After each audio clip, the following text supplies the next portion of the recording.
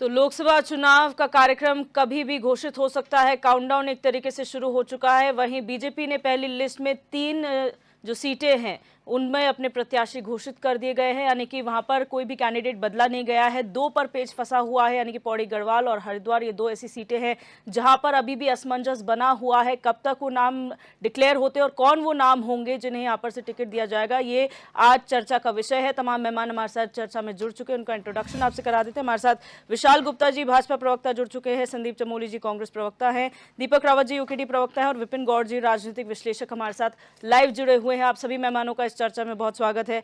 विशाल गुप्ता जी, सबसे पहला सवाल आपसे ये कि पहली 3 सीटों पर नाम तो डिक्लेयर हो गए, वही कैंडिडेट्स, आखिर वजह क्या है कि 2 सीटों पर नामों पर अभी भी संशय है?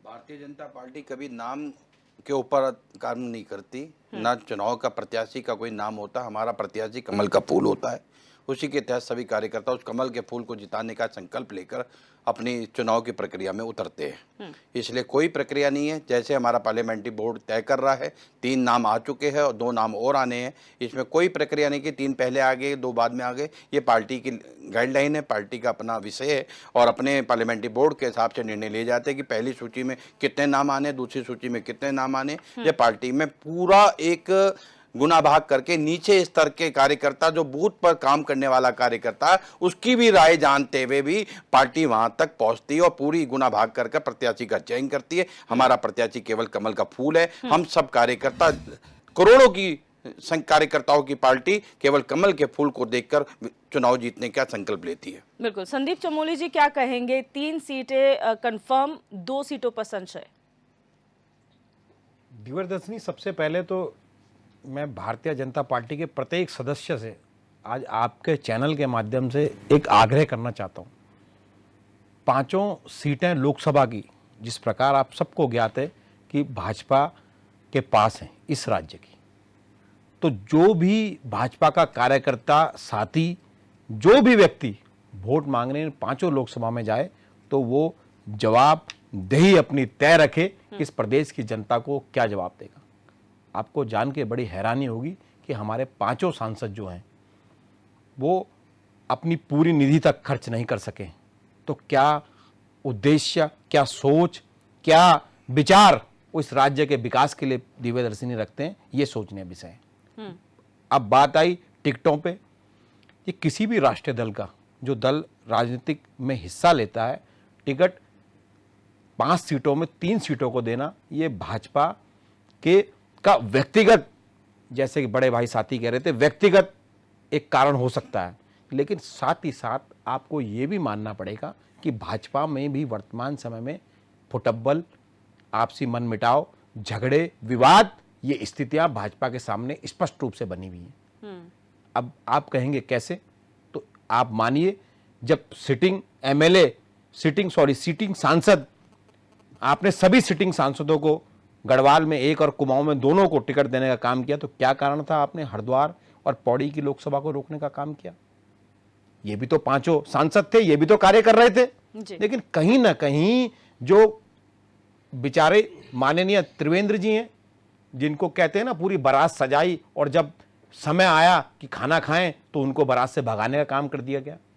माननीय तीरथ सिंह रावत जी असमंजस में हैं, अगर उनको टिकट देने का काम करेंगे तो दोबारा से वही, इस बार पिछली बार फटी जींस का उन्होंने इतना बड़ा विश्लेषण पूरे देश में करने का काम किया था, पूरे उत्तराखंड में जाना गया था कि हम किस मानसिकता के नेता इस राज्य में रहते हैं। तो दिव्यदर्शिनी, इस पे विचार करने की आवश्यकता है कि कहीं ना कहीं भाजपा भी संक्रमण काल से जूझेगी और निश्चितता ही आने वाले समय में, अगर जिस प्रकार से टिकटों को गढ़वाल मंडल के रोका गया है, कहीं ना कहीं भाजपा में भी फुटबॉल की स्थिति पैदा है और भविष्य में और तेजी से आपसी मनमुटाव भाजपा के प्रत्येक साथी में बढ़ेगा। बिल्कुल। दीपक रावत जी, आप क्या कहेंगे इस पर? क्योंकि लगातार चर्चा चल रही थी, जब से लिस्ट जारी हुई है उसके बाद ये 2 सीटें चर्चा का विषय रही हैं। देखिए, सर्वप्रथम तो ये पहला भारतीय जनता पार्टी का आंतरिक विषय है कि वो किसको टिकट देती है और किसको टिकट नहीं देती है। लेकिन अगर पैमाना यही है कि जो निवर्तमान हमारे जो लोकसभा के प्रतिनिधित्व कर रहे हैं 5 लोकसभा सीटों से,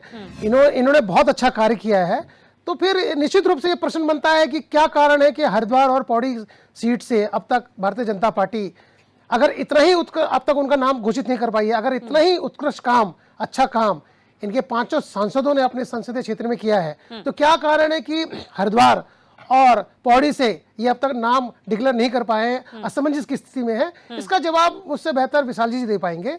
रही बात उत्तराखंड क्रांति दल की आने वाले आगामी चुनाव के संबंध में, तो ये स्पष्ट हम कर चुके हैं कि इस बार हम किसी भी रूप में राष्ट्रीय पार्टियों को वॉक ओवर देने की स्थिति में नहीं है। हम पूर्व की भांति ये स्थिति नहीं करने वाले हैं कि हम कोई भी व्यक्ति ना लड़ाएं या कोई भी प्रतिनिधित्व ना करें। हमने उत्तराखंड क्रांति दल स्पष्ट कर चुका है कि पांचों की पांचों लोकसभा के चुनाव में हम लोग अपने प्रतिनिधि देंगे, उम्मीदवार उतारेंगे और कोशिश होगी इस बार भविष्य को ध्यान में रखते हुए युवाओं को मौका दिया जाए।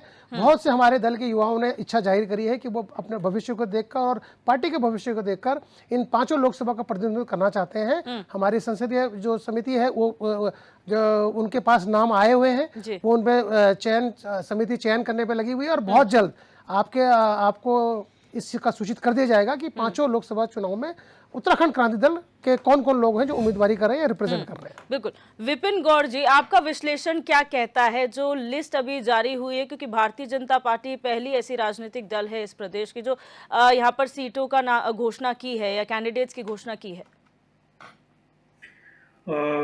आप एक छोटा सा आकलन देखिए, अभी कई सारी बातें चल रही है, कांग्रेस के जो हमारे भाई बैठे हैं वो कुछ बोल रहे हैं, चाहे यूकेडी के हमारे जो भाई बैठे हैं वो कुछ बोल रहे हैं, पर आप देखिए कि जो टिहरी की सीट है, टिहरी की सीट अब तक का ये रिकॉर्ड रहा है कि भारतीय जनता पार्टी द्वारा शाह परिवार को ही दी गई है और इस बार भी शाह परिवार को दी गई है।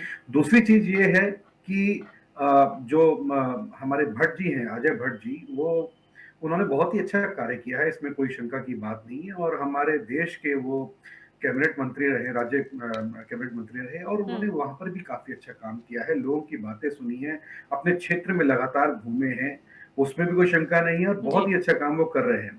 और बात करें अल्मोड़ा सीट की, तो अल्मोड़ा में जो है आप दोबारा से सीट रिजर्व है और मैं बोल रहा हूँ कि कांग्रेस जो बोल रही है कि उन्होंने अपना प्रत्याशी चेंज क्यों नहीं किया या उन्होंने अच्छा काम किया तो पौड़ी और हरिद्वार में ऐसा क्यों, तो आप खुद देखिएगा कि अल्मोड़ा में कांग्रेस पार्टी किसको उतारती है, हारे हुए कैंडिडेट को उतारती है, किसी नए चेहरे को उतारती है, ये बहुत सोचने वाली बात है। दूसरे पे हम लोग देख के चलते हैं कि इन्होंने ऐसा क्यों किया, पर अपनी जब बारी आती है तो हम लोग हमेशा भूल जाते हैं कि हम लोग क्या कर रहे हैं। हाँ, पौड़ी और हरिद्वार सीट के बारे में जिस तरीके से बातें चल रही है वो बिल्कुल ही ऐसे सोचने वाली बात नहीं है कि हम लोग उस पर इतना गहराई से डूब जाएं कि दो जो सीट्स हैं उन पे चीजें क्लियर क्यों नहीं है। हो सकता है कि अगली लिस्ट के अंदर तीरथ सिंह रावत जी का नाम आ जाए, हो सकता है हरिद्वार सीट पे निशंक जी का नाम आ जाए और हो सकता है किसी और का भी नाम आ जाए, क्योंकि मोदी जी की जो पॉलिसी है वो इतनी अच्छी है कि उन्होंने नए लोगों को बहुत ज्यादा चांस दिया है, चाहे वो राज्य के इलेक्शन देखिए और उससे पहले की लोकसभा इलेक्शन जो देखेंगे उसमें सारी चीजें क्लियर करी है कि हम नए लोगों को भी चांस देंगे, हम युवाओं को भी चांस देंगे, हम महिलाओं को भी चांस देंगे। मैं एक मीडिया कर्मी हूं, मैंने एक चीज ये अच्छे से देखी है और अच्छे से इस पे मैंने रिसर्च करी है कि ये मोदी सरकार में वाकई ही इन्होंने बहुत ही अच्छा कार्य किया है कि युवाओं को और महिलाओं को प्रोत्साहन दिया है, उनको ज्यादा से ज्यादा सीट्स दी हैं और उनको सपोर्ट किया है। कांग्रेस को हम लोग देखिए ऐसा है, हमारी मित्रता तो कांग्रेस के लोगों से भी है, बीजेपी के लोगों से भी है और यूकेडी के लोगों से भी है और अन्य पार्टी के लोगों से भी है। जब हम ये बात करते हैं कि आप युवाओं को और महिलाओं को आगे क्यों नहीं लेके आते हैं, तो उनके पास कोई सवाल का जवाब नहीं होता है और यही सवाल मैं यहाँ आपके डिबेट में रखना चाहता हूँ कि क्यों कांग्रेस, क्यों अभी यूकेडी ने तो बोला कि हम अपने युवाओं को चांस देंगे, बहुत अच्छी बात है, बहुत अच्छी बात है कि यूकेडी जो कि उत्तराखंड का एक मुख्य दल है, एक मुख्य पार्टी है, अगर वो युवाओं को चांस देती है और युवा कहीं से जीत के आता है तो इसमें कोई गलत नहीं है, हम लोग उनको सपोर्ट करेंगे। पर ये है कि उनके पास अगर एक ही सांसद आता है तो किस तरीके से वो काम कर पाएंगे और बीजेपी जिस तरीके से पिछली बार 5 सीटें जीती थी, क्या इस बार उत्तराखंड में ऐसा कुछ माहौल बना पाई है कांग्रेस या दूसरी पार्टी की वो अपनी एक भी सीट लेके आ जाए? ठीक है। कांग्रेस की बात करें तो कांग्रेस ने अपने ही प्रत्याशियों को हराने के लिए हमेशा इस तरीके की कोशिश करे कि हमारे ही प्रत्याशी हार जाए और मैं जीत जाऊं। आप हरीश रावत देखिए, इतने बड़े नेता हैं, उनको हराने के लिए उन्हीं की पार्टी के लोगों ने ऐसी रचना चली कि अब आप जानते ही हैं पिछले जो विधानसभा इलेक्शन थे उसमें क्या हुआ था। तो कांग्रेस को तो जिस तरीके से बात कर रहे हैं उनको बात ही नहीं करनी चाहिए, क्योंकि उनकी पार्टी के अंदर एक नहीं कम से कम 10 दल है उत्तराखंड छोटे से राज्य के अंदर। अब वो छोटे से राज्य के अंदर एक ही पार्टी के अंदर 10 दल हो तो कौन जीते कौन हारे, किसको सांसद ठीक है, का उस टिकट पे भी मिले, किसको विश्लेषण ना करेंगे मिले, विपिन किसको जी। जिताना है, किसको ठीक, हराना है, बहुत लंबी बात है। ठीक है विपिन जी, उस पर भी विश्लेषण करेंगे। विशाल गुप्ता जी, आपने अपने वक्तव्य में कहा कि आपकी पार्टी में बूथ स्तर तक के कार्यकर्ताओं से सुझाव लिए जाते हैं, उनका भी फीडबैक लिया जाता है, उसके आधार पर जो है वो कैंडिडेट्स डिसाइड किए जाते हैं। अगर ये बात सच है तो फिर 3 सीटें पे आप इतने कंफर्म, इतना शॉर्ट टाइम में आप लोग कंफर्म हो गए थे कि ये रिपीट कर रहे हैं, वहीं 2 पर असमंजस है, तो क्या आपके पार्टी के कार्यकर्ता भी ये डिसाइड नहीं कर पा रहे कि वाकई क्या वहां के सांसदों ने काम किया, उन्हें दोबारा रिपीट करना चाहिए या बदलना चाहिए?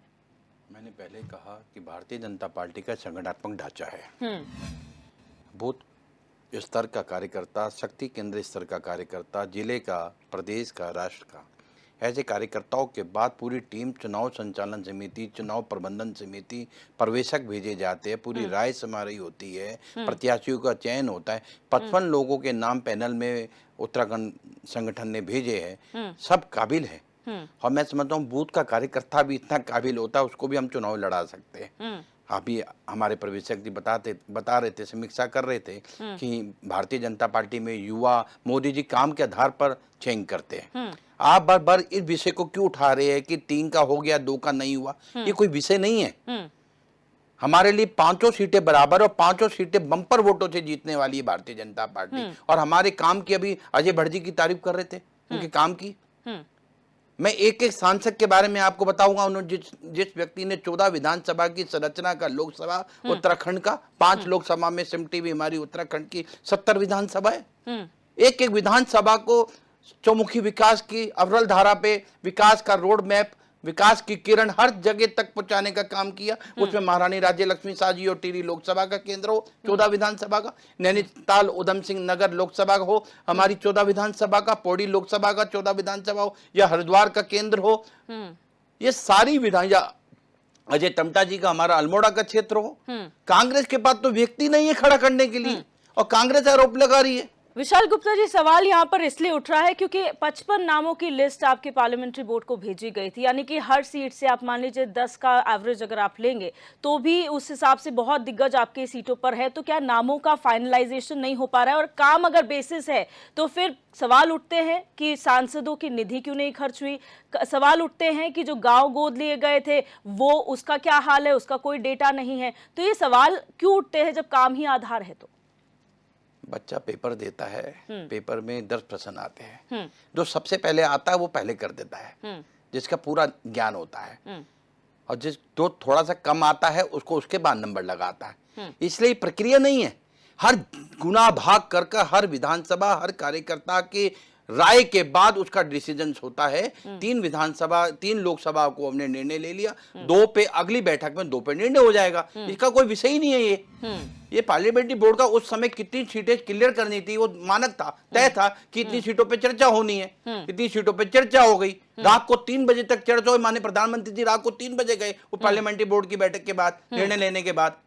तो कल परसों में फिर बैठक होगी, 2 सीटें फिर आ जाएगी। इसमें विषय ही नहीं है। कांग्रेस पास तो प्रत्याशी नहीं है, कांग्रेस के पास। ठीक है, हमारे पास तो 55 लोगों के नाम थे। ठीक है चमोली जी, यहाँ पर आप लोग सवाल उठाते हैं लेकिन सवाल उल्टा आप पे है। और दोबारा ये कहेंगे, क्या आप लोग वेट कर रहे थे कि भारतीय जनता पार्टी पहले लिस्ट जारी करे जिससे पता चल जाए कि कौन कैंडिडेट है, तो आपने उसके हिसाब से आप लोग कैंडिडेट डिसाइड करेंगे? दिव्यदर्शनी, सबसे पहले तो मैं अपने राजनीतिक विश्लेषक बड़े भाई गौड़ महोदय जी का जवाब देना चाहूंगा। जिस प्रकार वो अविरल धारा में भाजपा के प्रवक्ता की तरह भूमिका निभा गए, उस भूमिका की मैं बुरी बुरी प्रशंसा करता हूँ। वो अजय भट्ट जी की तारीफ कर गए, वो तीरथ जी को टिकट दिलवा गए, वो कह गए कि टमटा जी अच्छा काम कर गए। मान्य आप इस राज्य में रहते हैं तो क्या आपको गढ़वाल में अंकिता प्रकरण नहीं दिखा? एक बयान मान्य तीरथ सिंह रावत जी का, वो जनपद पौड़ी से आते हैं, और दुर्भाग्य इस बात का है कि जो अंकिता का गांव है उनके गांव से उनके गांव को दूरी। महोदय, बयान का मतलब मैं ये नहीं कह रहा हूं, उन्होंने एक बार कहा कि राज्य की सरकार को उसकी सीबीआई जांच करानी चाहिए। उनके गांव से उनके गांव की दूरी मात्र कुछ किलोमीटर की है। एक बयान तीरथ सिंह रावत जी का अगर आया, उन्होंने कहा नहीं अंकिता पहाड़ की बेटी, उसको न्याय मिलना चाहिए। उसके माँ बाप दिव्यदर्शनी श्रीनगर में आज भी बाजार में बैठे हुए हैं धरने पे। मांग क्या है? सीबीआई जांच की। यूके SSSC का इतना बड़ा घोटाला इस राज्य में हुआ, टिहरी सांसद जिनकी लगभग पूरी सांसदी जो है आप मानेंगे इस देहरादून जनपद में आती, एक बयान और कहते हैं 3-3 बजे तक बैठकर मोदी जी ने निर्णय लिया। अरे क्या निर्णय है? कौन सा नया चेहरा आपके सामने बताइए। जब मैं हाई स्कूल में पढ़ता था तब रानी यहां की सांसद हुआ करती थी। आज मैं स्वयं एक युवा नेता की भूमिका में हूं, आज भी वो सांसद लड़ रही है। अरे आपने तो किस भूमिका को आप बढ़ाने का काम कर रहे हैं? आपने किस टीरी में किस युवा को मौका देने का अवसर किया? हम तो कहते हैं, सच स्वीकार करते हैं। माननीय गणेश जोशी जी की जो पुत्री हैं वो युवा होने के नाते मैदान में थी। हम राजनीतिक विचारधारा का प्रतितोष रखते हैं, लेकिन हम चाहते थे कि नहीं, वो युवा उनको अवसर मिले। क्यों नहीं आपने अवसर दिया? कौन सी पार्लियामेंट की आपकी बैठक थी जो 3-3 बजे तक? अरे जब फैसला आपको पता था, और क्यों आप नौटंकी कर रहे हैं? आप लड़ाइए ना उन दो लोगों की। राज्य में दिव्य दर्शनी अगर चुनाव होगा तो अंकिता प्रकरण पे होगा। राज्य में अगर चुनाव होगा तो यूके 888 में होगा। राज्य में अगर चुनाव होगा तो फैले हुए भ्रष्टाचार पे होगा। राज्य में अगर चुनाव होगा तो कोरोना के उन घोटालों पे होगा। और गौड़ जी कहते हैं कि भाजपा ने अच्छा काम किया। गौड़ जी आप बताइए कौन से सांसद महोदय जिनकी पूरी निधि इस राज्य के विकास में लगी हो? और विजय, आप किन रानी की बात करते हैं तो टीवी से सांसद है। एक सवाल, अगर चमोली आप जी, उनकी कांग्रेस एक का हाल आवाज बता मुझे दीजिए। संसद के पटल पे, संसद भवन के पटल पे आप दिखा दीजिए उनकी एक आवाज। ठीक है, उनकी एक कांग्रेस आवाज का हाल दिखा बता दीजिए दीजिए, जिसमें क्योंकि चमोली राज्य के मुद्दे को ठीक उठा है, रही हूँ। चमोली जी आपने कहा आप कांग्रेस का हाल बताइएगा, लेकिन आपने जिस तरह से कहा कि इस बार का जो चुनाव होगा वो इन तमाम मुद्दों पर होगा जो प्रदेश के मुद्दे हैं, तो फिर ऐसे में तो फिर यूकेडी विन विन पोजीशन में नजर आ रही है, क्योंकि वो भी बोलते हैं अगर क्षेत्रीय मुद्दे होंगे तो यूकेडी जीतेगी। हम तो हर्ष से स्वीकार करते हैं अगर वर्तमान समय में जैसे पूरे भारतवर्ष में विपक्ष एक भूमिका में है, क्योंकि आपकी लड़ाई छल बल कपट झूठे ईडी सीबीआई ऐसे लोगों से है। इन लोगों को अगर हम सब एकत्र होके एक विचारधारा के साथ लड़ें, इस राज्य के विकास के लड़ें, हम तो यूकेटी का भी स्वागत करते हैं। हम आपका स्वागत करते हैं। आप आइए मिलके हम मंच में लड़ें। अगर इस राज्य के विकास के लिए आप जरूरी हो तो हम आपको आवश्यकता अनुसार आपको टिकट देने का काम करेंगे। अगर आपको लगता है कि हम सर्वे कराइए, अगर आपको लगता है हम लोग इस काबिल हैं तो हमको अवसर दीजिए, लेकिन इकट्ठा होइए। इस राज्य बचाने की लड़ाई है। जोशीमठ के लोग देखिए क्या फैसला हुआ, धाकड़ धामी क्या फैसला आया। आप देखिए आंदोलनकारियों को आज तक ठीक, आपने फाइल सिर्फ राज्य भवन भेजी है, क्या हुआ? आप देखिए विधानसभा भर्ती घोटालों में क्या हुआ? सरकार के हर फैसले में मात्र समिति बनाने का काम हो रहा है और कोर्ट इस राज्य को चलाने का काम कर रहा है दिव्य दर्शनी। तो ये हम सबका दुर्भाग्य है। और लोकसभा की जीते, लोग विधानसभा की हारे, कभी हमारा जो इस राज्य के जो प्रति जो इस राज्य को आगे बढ़ाने का जो उद्देश्य है कांग्रेस का, वो कभी डगमगाएगा नहीं। हम हार ही सही स्वीकार करेंगे। जवाब नहीं दे पाए कि कांग्रेस ने अभी तक लिस्ट जारी क्यों नहीं किया, आप किस वेटिंग में थे? कांग्रेस ने जी दिव्य दर्शनी निश्चित आई 2 या 3 दिन के अंदर पांचों लोकसभा में कांग्रेस अपने प्रत्याशी को, यहाँ बात ये हो रही है ना, हमने तो अभी एक भी विधानसभा या एक भी लोकसभा के प्रत्याशी की लिस्ट नाम जारी करने का काम नहीं किया। हम तो हरिद्वार और पौड़ी पे भाजपा की चर्चा का हिस्सा ले रहे हैं और 2 या 3 दिन बाद सारे प्रत्याशी 5 के 5 प्रत्याशी कांग्रेस के आपके साथ होंगे। और ये जो चुनाव होगा ये मुद्दों का चुनाव होगा। और इन मुद्दों में आप निश्चित मानिए भाजपा कहीं ना कहीं अपने आप को समझेगी इस राज्य के लोगों के साथ उनके द्वारा क्या किया गया है। ठीक है, विशाल गुप्ता जी, अगर संदीप चमोली जी की माने तो 400 का पार का जो आंकड़ा आप कह रहे हैं, उत्तराखंड में भी आपने नारा दिया है, वो कहीं फिट होता हुआ नहीं दिख रहा है। पूरे देश में 400 एनडीए प्लस और भारतीय जनता पार्टी 370 का लक्ष्य लेकर चल रही है। उत्तराखंड की 500 सीटें लोकसभा भारतीय जनता पार्टी बम्पर वोटों से जीतने जा रही है। हर बूथ पर 370 वोटों से एक्सीड कर बढ़ाने का संदेश कार्यकर्ताओं के मनोभाव में आ चुका है और 370 का लक्ष्य को लेकर आगे बढ़ रहा है। जितनी वोट पहले थे उससे ऊपर 370। संदीप भाई ने बहुत आरोप लगाए, अभी विकास के मुद्दे पे छेड़ा, अंकिता भंडारी के विषय पे छेड़ा, घोटाले भ्रष्टाचार। अरे इतने घोटाले भ्रष्टाचार आपको दिख रहे हैं, तभी तो आप नहीं हो आज तक सत्ता के अंदर, तभी तो दूर हो गए आप मुद्दे की बात कर रहे हो, मुद्दा विहीन हो आप। आपके आपको कोई मुद्दे ही नहीं है और आप समझौते की बात कर रहे हो दूसरी पार्टी से। केवल मकसद और ध्येय क्या है? केवल भारतीय जनता पार्टी को हराना, उसको ना आने देना। लेकिन आपका क्लियर ध्येय नहीं है कि उत्तराखंड का चौमुखी विकास हो, उत्तराखंड परचम लहराए, अग्रणी पंक्ति पर खड़ा हो भारत के। अरे बद्रीनाथ कॉरिडोर बन रहा है, क्या टिहरी लोकसभा का केंद्र नहीं है? माना गांव प्रथम गांव के नाम से चिन्हित होता है, माननीय प्रधानमंत्री वहां जाकर उसका विकास की बात करते हैं, वो क्या टिहरी लोकसभा का केंद्र नहीं है? डोबरा चांटी पुल का विषय उठाकर महारानी लोकसभा के सदन में आवाज उठाती है, वो क्या विषय नहीं है? आप तीरथ जी की बात कर रहे हो, मुख्यमंत्री वात्सल्य योजना बनाकर आश्रित जो कोरोना में बच्चे के अभिभावक पूरे हो गए थे, उस योजना का शुभारंभ करने वाला मुख्यमंत्री के ऊपर आप एलिगेशन लगा रहे हो। हटाया क्यों महाराज? अरे विशाल गुप्ता जी, मेरा छोटा सा सवाल ये है कि जब आप कहते विकास का मॉडल, ठीक है विकास हो रहा है, लेकिन जो मुद्दे, चाहे विपक्ष की कोई भी पार्टी हो, कांग्रेस हो, यूकेडी हो, जो मुद्दे उठा रहे, क्या आपको वो मुद्दे नहीं लगते? क्या आपको लगता है कि उस पर सवाल नहीं उठना चाहिए? जिन मुद्दों की ये बात कर रहे हैं उस पर सरकार बड़ी संवेदनशीलता अपना रही है। सरकार ने हर चीज का स्वीकार करा है, हर विपक्ष की बात को स्वीकार करा है, उस पर जांच बैठी हुई है, कोर्ट के विचाराधीन मामला चल रहा है, पुलिस की जांच चल रही है, विवेचनाएं चल रही है। जो निर्णय होगा दूध का दूध पानी का पानी होगा, किसी भी मुजरिम को छोड़ा नहीं जाएगा। हल्द्वानी की घटना में जो आरोपित को जो अरेस्टिंग करने का काम हुआ, लाए ना पुलिस वाले अरेस्ट कर अब उनकी संपत्ति की कुर्की के आदेश हो रहे हैं, उनकी निजी संपत्ति को बाजार के वैल्यू के हिसाब से उनकी संपत्ति कुर्क की जाएगी। ये किसका, क्या प्रशासन, शासन, कानून व्यवस्था मौजूद नहीं है? कितनी जल्दी एक्शन ले रहा मुख्यमंत्री ने? धामी जी का ढाकर धामी की वाला जो संदेश जाता है पूरे प्रदेश के अंदर, वो क्या हल्कापन था क्या? गोली मारने के आदेश देकर अगले दिन ही कार्यक्रम को समाप्त कर दिया। उसके पीछे कौन थे? रणनीति कितने बनाई? कांग्रेस के मित्र।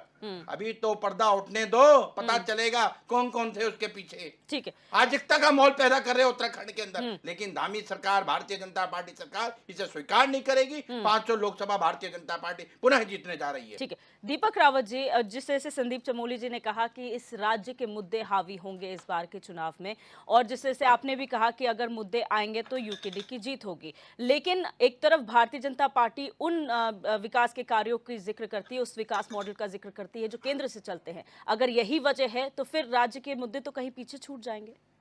देवदर्शनी जी, सबसे बड़ी विडंबना इस प्रदेश की यही तो है कि दोनों राष्ट्रीय पार्टियां जो हैं, इनका राष्ट्रीय हित सर्वोपरि होता है, प्रदेश हित नहीं। और यही कारण रहा है कि प्रदेश अगर 22 वर्षों बाद भी आज विकास की बहार जोड़ रहा है, तो सिर्फ इसी कारण से कि आज तक विकास कहीं से दूर दूर तक नहीं दिखा। और जो विकास के पैमाने बताए जा रहे हैं, वो विकास के पैमाने सभी राज्यों के लिए हैं, विशेषकर उत्तराखंड के लिए नहीं है।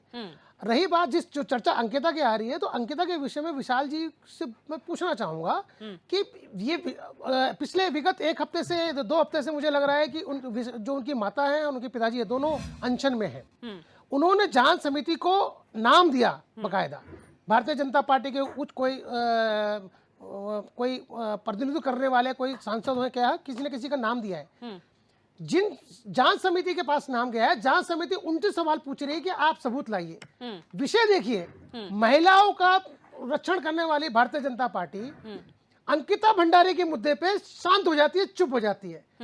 इनके वहां के वर्तमान सांसद कुछ नहीं बोलते हैं, मुख्यमंत्री कुछ नहीं बोलते हैं, यहां तक कि जो महिलाओं की प्रतिनिधि करती है रेखा आर्य, वो तक कुछ नहीं बोलती हैं। और देखिए दिक्कत कहाँ है कि पहले जांच करने की, जांच सबूत लाने का जिम्मा किसका है? यानी जो चोर है, जो चोरी करेगा, वो चोर को नहीं पकड़ना है, लेकिन जो चोरी की शिकायत करेगा वो रिपोर्ट लेके आएगा कि इसने चोरी करी है, पहले ये बताओ।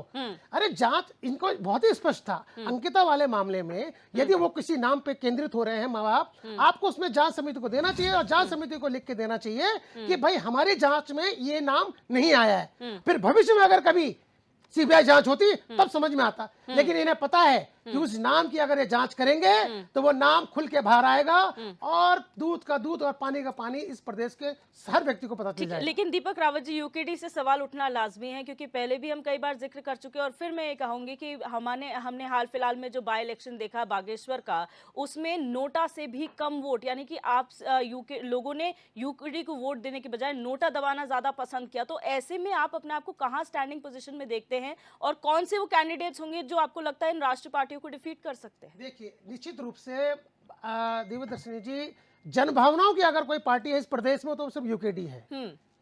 और विधायकों को विधायक बनने के लिए, अगर कोई विधायक बनना चाहता है विधायक के लिए, तो उनकी भावनाओं के लिए राष्ट्रीय पार्टियां हैं। और निश्चित रूप से आपका बात कहना सही है कि बागेश्वर के उपचुनाव में हमें वोट कम मिले, और ये हम स्वीकार करते हैं बड़े दिल से। लेकिन इसका ये मतलब नहीं है कि अगर हमें कम वोट मिला है तो जनता का प्यार हमारे प्रति कम हुआ है। जो राष्ट्रीय दल जो है भारतीय जनता पार्टी और कांग्रेस, इनके प्रति आज की डेट में बहुमत के रूप में या मत के रूप में जो यहाँ का वर्तमान जो जनता है वो वोट देती है। लेकिन भावनात्मक रूप से अगर जो इस प्रदेश की जो जन मुद्दे हैं, जन समस्याएं, उनकी बात अगर कोई पार्टी उठाती है तो वो उत्तराखंड क्रांति दल है। निश्चित रूप से हम आशान्वित है भविष्य को लेकर। इसीलिए मैंने अपने पहले में कहा था कि भविष्य को ध्यान में रखकर उत्तराखंड क्रांति दल अपनी 500 सीटों में युवाओं को मौका देना चाह रहा है। वो युवा यहाँ के बेरोजगार हैं, जो युवा यहाँ पर चाहता है कि विकास आए, वो युवा विकास का चेहरा बने, वो युवा यहाँ का प्रदेश का चेहरा बने, ताकि भविष्य जो है, जो लोग उम्मीद लगाए बैठे हैं उत्तराखंड क्रांति दल से, वो समर्थन दे, वोट दे और मत भी करें, और वो स्थिति ना उत्पन्न हो जो स्थिति बागेश्वर में हुई, जिसका जिक्र आप कर रही हैं। बिल्कुल। विपिन गौड़ जी, राजनीतिक दलों का काम है कि वो अपने आप को किस तरह से डिफेंड करते हैं, अपने पक्ष में किस तरीके से बात रखते हैं। लेकिन अगर विश्लेषण की बात की जाए तो पिछले बार अक्टूबर 2023 की जो रिपोर्ट आई थी सांसद निधि खर्च करने में, क्योंकि हम परफॉर्मेंस बेस में बात कर रहे हैं, अगर पॉपुलैरिटी है या काम है ये बेसिस है, तो फिर तो फिसड्डी साबित हुए ना। फिर किस बेसिस पे टिकट दिए गए, ये विश्लेषण का विषय है। देखिए, ऐसा है, सांसद निधि की बात की जाए तो अपनी आप पुराने आंकड़े भी निकाल के देखेंगे तो ज्यादातर सांसदों की सांसद निधि वो खर्च नहीं करते हैं पूरी की पूरी, हमेशा पेंडिंग में दिखती है, या फिर जब मार्च या अप्रैल आता है तब पता चलता है कि उनको ये खर्च भी करना है। देखिए, परफॉर्मेंस किससे बोलते हैं? परफॉर्मेंस जिससे बोलते हैं कि हिंदुस्तान के अंदर कोई सरकार अगर काम कर रही हो तो कैसा कर रही है, किसी राज्य के अंदर कोई सरकार काम कर रही है तो कैसा कर रही है। अगर भारतीय जनता पार्टी सही काम नहीं कर रही होती, या उनके अंदर करप्शन होता, या उनके नेता पब्लिक तक नहीं पहुंच रहे होते, या उनके नेता पब्लिक की आवाज नहीं बने होते, तो शायद अभी पिछले इलेक्शन के अंदर जो 3 बड़े राज्यों के अंदर सरकार बनी है भारतीय जनता पार्टी की, वो नहीं बनती। दूसरी चीज ये है, उत्तराखंड बड़ा सही यूकेडी के हमारे दीपक रावत जी ने बात बोली कि उत्तराखंड का जो विषय है वो बहुत ही गंभीर विषय है, क्योंकि एक उत्तराखंड जो हमारा राज्य है, पर्वतीय राज्य है, जहां पर प्लेन्स और पर्वत दोनों को मिला के हमारा प्रदेश बनता है, और जहां पर हमें बहुत सारी चीजें ऐसी हैं जो कि रोकनी है, जैसे कि पलायन, जैसे कि करप्शन। तीरथ सिंह रावत जी का नाम ले रहे थे हमारे मित्र, तो मैं उनको बता दूं, तीरथ सिंह रावत ही वो व्यक्ति थे जिन्होंने अपनी सरकार पे एक सवाल भी उठाया था कि जहां से उत्तराखंड जब बना था, जहां से करप्शन हम सोच रहे थे खत्म होगा, मगर करप्शन वहीं का वहीं है। तो उन्होंने गलत नहीं बोला था।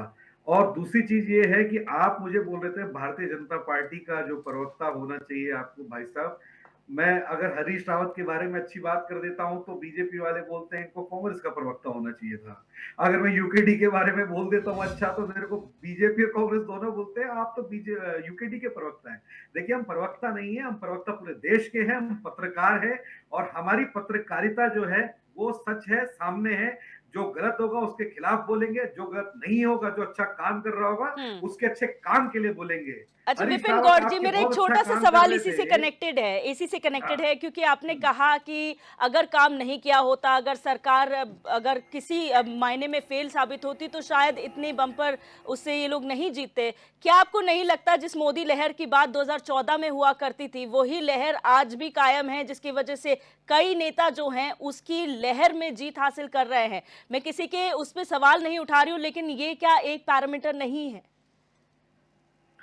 मैं पैरामीटर, आप जो बोल रहे हैं बिल्कुल सही बोल रहे हैं। मैं बोल रहा हूं कि पहले से हमेशा 2014 में सीटें आई, उससे बढ़कर 2019 में आई। अब पूरी बीजेपी या मोदी जी गारंटी के साथ बोल रहे हैं अब की बार 400 पार। मैं ये नहीं बोल रहा हूं कि 400 पार हो जाएंगी। हाँ, सहयोगी दलों के साथ मिलकर 350 से 370 सीटें भाजपा लेके आ सकती है, इसमें कोई शक की गुंजाइश नहीं है। क्योंकि जो इंडिया गठबंधन बना है, इनका इंडिया गठबंधन देखिए ना, शुरू से ही जो कई सारी पार्टियां जुड़ती चली गई थी, धीरे धीरे टूटती जा रही हैं। जहां पर एक कांग्रेस राष्ट्रीय क्या अंतरराष्ट्रीय एक पार्टी है, उसको सीटों का शेयरिंग कम मिल रहा है और दूसरी पार्टी को सीट शेयरिंग ज्यादा मिल रहा है। तो आप सोचिए ना कि किस तरीके से जो कहते हैं ना कि वो पत्ते जब झड़ते हैं और झड़ने के बाद नीचे गिर के सूख जाते हैं, तो उसके ऊपर कोई पांव रखे तो चर चर चर आवाज आती है। इसी प्रकार की आवाज कांग्रेस के हर एक जो उनके प्रवक्ता हैं या फिर जो भी मीडिया पे बोलने वाले उनके लोग हैं, उनके मुंह से चर चर चर की आवाजें आ रही हैं, वो अभी भी ये चीज एक्सेप्ट नहीं कर रहे हैं कि हाँ हमने गलती करी, हमने करप्शन किया, हमने गलत पार्टियों का साथ लिया, हमने युवाओं को चांस नहीं दिया, हमने अभी देखिए ना, इंडिया गठबंधन एक ऐसा गठबंधन है, देश का पहला गठबंधन जिसने कि मीडिया के पत्रकारों को, मतलब हमारे पत्रकारों तक को बैन कर दिया कि हम इनको इंटरव्यू नहीं देंगे या इनसे बात नहीं करेंगे। अब आपको किस चीज का डर है? अगर आप सही हैं तो आपको किसी को इंटरव्यू देने में क्या दिक्कत है, क्या डर है? अगर वो आपसे सवाल पूछते हैं तो आप सच बताइए, अगर सच होगा तो दुनिया देख रही है, जनता देख रही है, आप सच बोलने की हिम्मत ही नहीं रखते हैं, आप हमेशा जो है बुलबुले जो उठते हैं सोडा बोतल, आप सोडा बोतल जब से देश के प्रधानमंत्री बने एक बार मीडिया से नहीं मिले, आप आगे कहिए। देश की जनता के लिए पूरी नहीं कर पाएंगे। अगर हाँ वाकई अगर आप चाहते हैं देश के लिए काम करना, तो आप युवाओं को आगे लेके आइए। आपके जो 5-6 बुजुर्ग लोग हैं जिनके ऊपर पूरी कांग्रेस पार्टी आज भी टिकी हुई है, और एक छोटा सा बच्चा है जिसको हमेशा प्रधानमंत्री बनाने की बात चलती है, तो इनसे आगे बढ़िए। और कांग्रेस में बहुत सारे अच्छे नेता हैं, उनको उनकी आप राय लीजिए, उनको आप आगे लेके आइए, जिनको आप कभी आगे लेके नहीं आते। कांग्रेस में एक नहीं है, बहुत सारे अच्छे अच्छे नेता हैं, पर समस्या ये है कि उनको कभी आगे नहीं आने दिया जाता है। और भारतीय जनता पार्टी में पिछले 10 सालों के अंदर सबसे बड़ी चीज ये देखी गई है कि जो युवा है, जो कार्यकर्ता है, जो काम करने वाला व्यक्ति है, उसको आगे लेके आया जाता है। अब देखिए ना, मुख्यमंत्री अगर बनाया जाता है राज्य के अंदर, तो उसको नहीं बनाया जाता जो पहले से मुख्यमंत्री था, जिसकी छवि थी, या जो बड़ा नेता था जिसके नाम पे 50-100 विधायक आते थे। मुख्यमंत्री उसको बनाया गया जो कि नया चेहरा था, जो कि प्रदेश को नया चीज देने की सौगात मोदी ने बोली थी कि नई चीज देंगे, गारंटी है मोदी की। अरे मैं मोदी का भगत नहीं हूं, मगर मैं मोदी की जो सच्चाइयां अच्छाइयां उनको गिना रहा हूं। कांग्रेस में बहुत सारे आप भी भगत हो, लोग हैं, उनकी भी गिना सकता हूं, मगर उसके लिए बहुत लंबा समय चाहिए, उसके लिए बहुत पीछे जाना पड़ेगा। ठीक है संदीप चमोली जी, यहाँ पर आप लोग आरोप लगाते हैं, उल्टा आप घिरते हुए नजर आते हैं, चाहे इंडिया अलायंस की बात कर ली जाए या फिर आपके खुद के नेताओं की, क्योंकि हर जगह आप लोग ये बोलते हैं हमारे पार्टी में इंडिपेंडेंस है, एक डेमोक्रेसी है जिसके तहत, लेकिन वो डेमोक्रेसी आप लोगों पे हावी पड़ जाती है जब मेन टाइम आता है, जब शो टाइम होता है, तभी कुछ ना कुछ गड़बड़ होती है।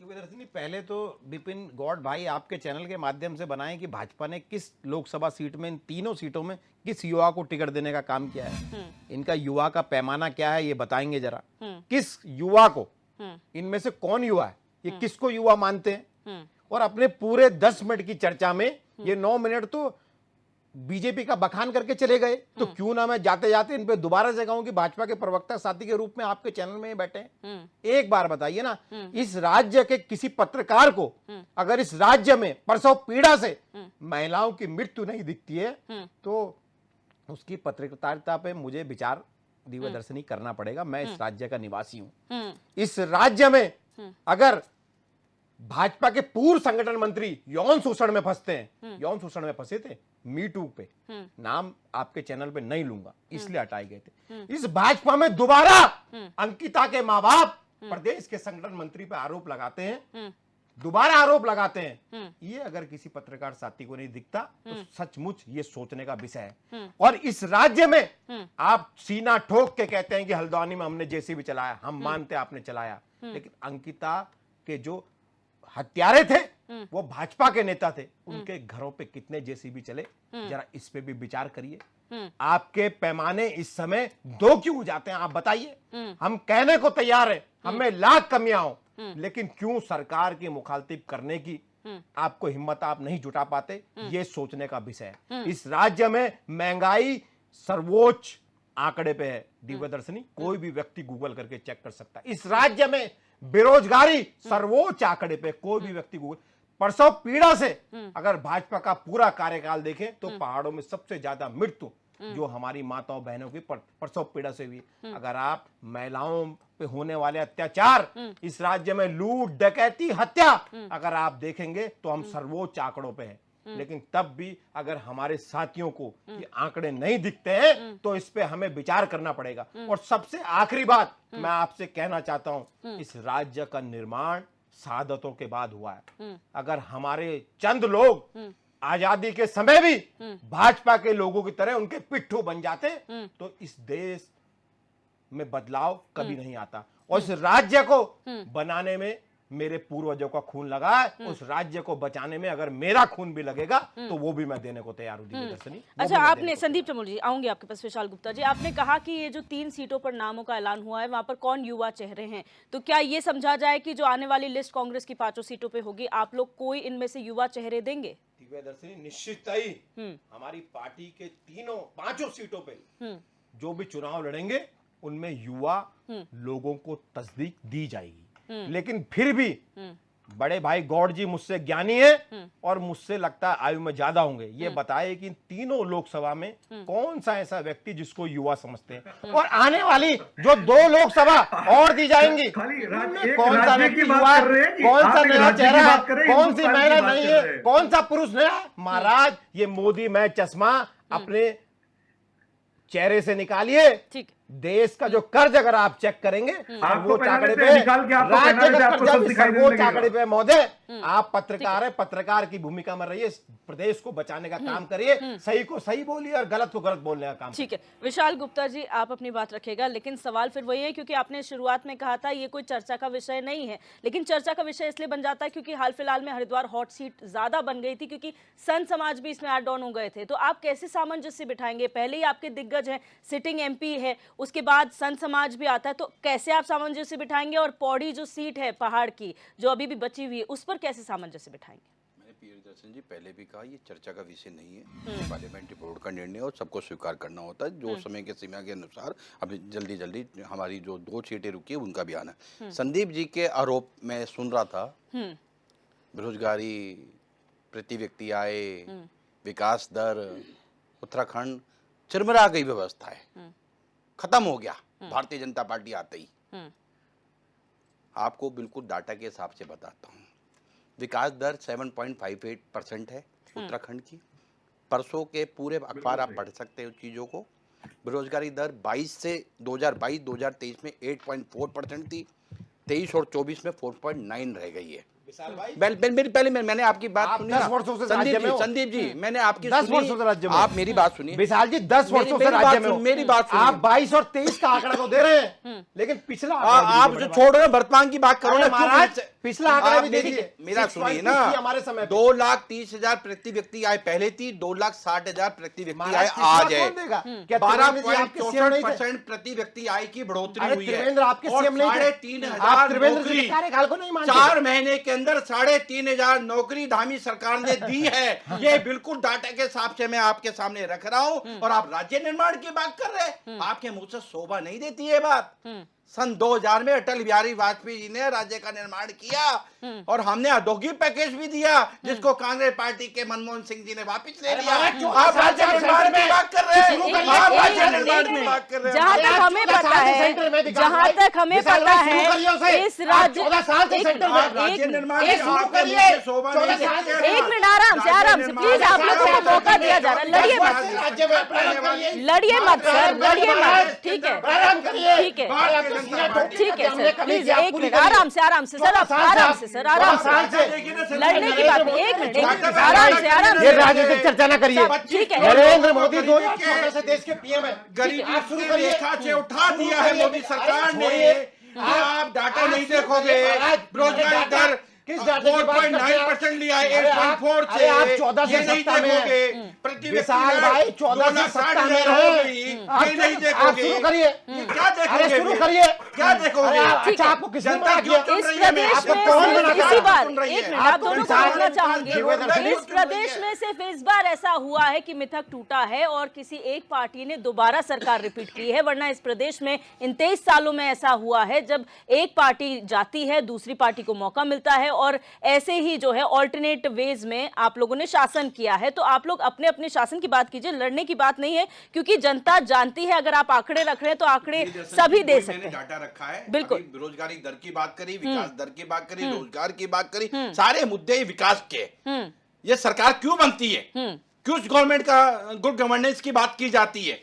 ये केवल इसलिए की जाती है जन के साथ सरोकार की नीति को विकास के रोड मैप तक और दूरस्थ गांव तक विकास की किरण को ले जाना सरकार का संकल्प है। वो भारतीय जनता पार्टी सरकार का संकल्प है। धामी सरकार उसमें काम कर रही है। इसलिए हम बिल्कुल विश्वास के साथ कह सकते हैं कि मोदी सरकार के विकसित भारत के सपने को साकार करने के लिए 2024 में 5 लोकसभा उत्तराखंड की मोदी सरकार की झोली में जाने वाली है। बिल्कुल, क्यों चेहरों की बात हम इसलिए कर रहे हैं, फिर क्लियर कर दिया जाए, क्योंकि चेहरे अगर नहीं होते तो इस बार अगर बात की जाए डेवलपमेंट की, साथ ही साथ मोदी चेहरा है भारतीय जनता पार्टी से, जिसके तहत लोगों में पॉपुलैरिटी बढ़ी है। इससे मोदी की वजह से जो है ज्यादातर वोट्स पड़ रहे हैं, खासतौर पर महिलाओं के। इसलिए अन्य पार्टियों से भी यही रिक्वेस्ट है कि आप लोग कैंडिडेट्स, क्योंकि आप लोग संदीप चमोली, जब ये कहा जाता है इंडिया गठबंधन से कौन प्रत्याशी होंगे या कौन आपका प्रधानमंत्री चेहरा होंगे, आप लोग कहते हैं वेट कीजिए, समय आने पे पता चलेगा। लेकिन कब? जब इलेक्शन हो जाएंगे, क्योंकि चेहरा तो आपको चाहिए ना जनता के बीच में। दर्शनी, मैं दोबारा से आपको एक बात कहूंगा, हमारा गठबंधन कोई हिटलर या तानाशाही का गठबंधन नहीं है जो स्वयं को स्वयं वो घोषित करके। भाजपा की स्थिति आपको पता है, पौड़ी और हरिद्वार लोकसभा में इस समय कैसी है। ट्रेन की बोगी में जब ज्यादा लोग टिकट ले लेते हैं ना, तो फिर योग्यता नहीं देखी जाती, टीटी धक्के मार के बाहर भगाता है। सीटें तो सीमित होती हैं, यही स्थिति है। देखिए कितनी भारी भरकम भाजपा की वर्तमान स्थिति है। आप देखिए माननीय त्रिवेंद्र सिंह रावत, तीरथ रावत, निशंक, अनिल बलूनी, पूर्व मुख्यमंत्री, पूर्व राष्ट्रीय मंत्री, कितने बड़े बड़े चेहरे हैं भैया। टिकट तो आप 2 ही दे पाएंगे। दूसरी बात मैं कहता हूं, भाजपा के साथी चिल्ला चिल्ला के कहते हैं कि हमने पैकेज बंद करने का काम किया। दिव्य दर्शनी, मैं आपके चैनल के माध्यम पे स्वीकार करता हूं, 14 से तो आप सत्ता में, 10 वर्ष से इस राज्य की सत्ता में, कौन आपको मना कर रहा है? कौन आपको मना कर रहा है? लेकिन मीडिया को भ्रमित करने का काम, राज्य को भ्रमित करने का काम आप करते हैं। अरे आप सत्ता में प्रचंड बहुमत की मोदी सरकार है, आप दे दिए इस राज्य को विशेष पैकेज दे दिए। हम स्वीकार करते हैं हम आपका, हम हर चीज का विरोध नहीं करेंगे, कौन मना कर रहा है? लेकिन कांग्रेस की लकीरों को पीटने से कुछ नहीं होगा। 10 वर्ष से आप राज्य में मांगे, दाकरदामी मांगे, स्पेशल पैकेज मांगे, इस राज्य का विकास करे। विकास का विरोध कोई भी राजनीतिक दल नहीं करता, लेकिन नहीं, राजनीतिक चर्चा है, राजनीतिक मुद्दा ऐसे पीटते रहेंगे। अरे आंखों में आंखें डाल के देखिए, अंकिता की माँ श्रीनगर में बाजार में बैठी हुई है, बारिश, धूप, आंधान, तापी और तपती गर्मी में बैठी हुई है, और उसकी अपनी बेटी को न्याय दिलाने नहीं बैठी हुई है। वो भाजपा के हत्यारों से, भाजपा के लोगों से अपनी बेटी को और पहाड़ की बेटियों को बचाने के लिए बैठी है। जिनके 2 संगठन मंत्री, जो इनके पार्टी में सर्वोच्च पद होता है, और महिलाओं के आरोप में अगर हटे हो तो आपको 100 बार सत्ताएं मुबारक हो विशाल भाई। आपको इस जनता को जवाब देना पड़ेगा, क्योंकि निरंतर जितने भी अपराध हुए हैं, आप द्वारहाट विधायक देख लीजिए, आप चंपावत का प्रकरण देख लीजिए, आप हरिद्वार से देख लीजिए, आप अब वर्तमान संगठन मंत्री का नाम लीजिए, कोई किसी दल के व्यक्ति का नाम नहीं लिया गया, आपके दल के लोगों के नाम लिए गए हैं। लेकिन दुर्भाग्य इस राज्य का यह है कि पुलिस आपके इशारे पे अंकिता की मां से पूछती है कि आपके पास क्या सबूत हैं जो आप ये आरोप लगा रहे हैं। समझ सकते हैं वर्तमान में क्या स्थिति भाजपा के लोगों ने इस प्रदेश की करती है। ठीक है, मेरे पास समय की कमी है, मैं फाइनल कमेंट की ओर जाऊंगी। दीपक रावत जी, आपसे शुरू करूंगी, शॉर्ट में फाइनल कमेंट। दिव्य दर्शनी जी, विशाल जी ने इस बात का आंकड़ा तो दे दिया कि कितने लोगों को नौकरी लगाई, लेकिन इस बात का आंकड़ा नहीं दे पाए कि वनस्पत कितने लोगों के उसमें लगी।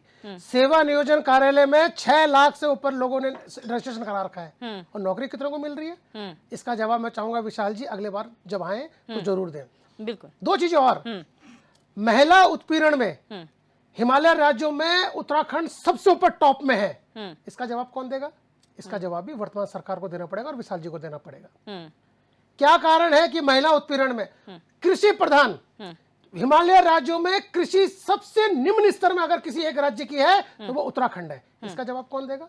इसका जवाब भी विशाल जी को देना पड़ेगा, विशाल जी की पार्टी को देना पड़ेगा। ये वो आंकड़े जो गिना रहे हैं, जिन आंकड़ों में राज्य ऊपर है या जिसमें हमारी वृद्धि दर बढ़ी है, लेकिन इन आंकड़ों के बारे में कौन कहेगा कि कृषि के मामले में हिमालय राज्य में सबसे निम्न स्तर में अगर कोई राज्य है तो उत्तराखंड है। महिलाओं के मामले में, यदि उत्पीड़न के मामले में अगर सबसे उच्च स्तर में कोई राज्य है तो वो उत्तराखंड है। इसका जवाब भी विशाल जी आप ही की सरकार को देना है, आपको देना है। ठीक है, अगली बार जब आए तो इनका जवाब लेके जरूर आए। बिल्कुल। विपिन गौड़ जी, शॉर्ट में फाइनल कमेंट।